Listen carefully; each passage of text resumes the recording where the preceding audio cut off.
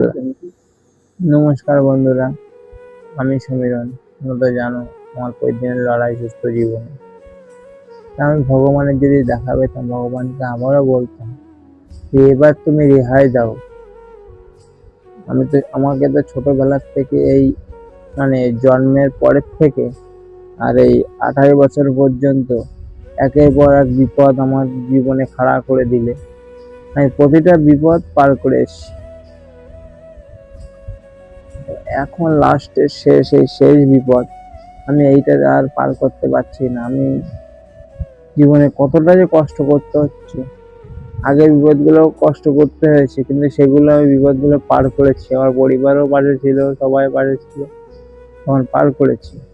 এখন এই বিপদটা আমি পার করতেই পারছি না। আমি জানি না কি হবে।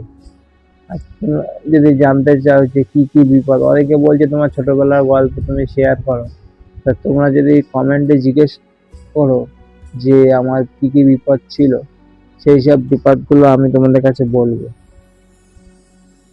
তোমরা কমেন্ট করো যদি জানতে চাও। বিভিন্ন রকম বিপদ ছিল, অনেক বিপদ।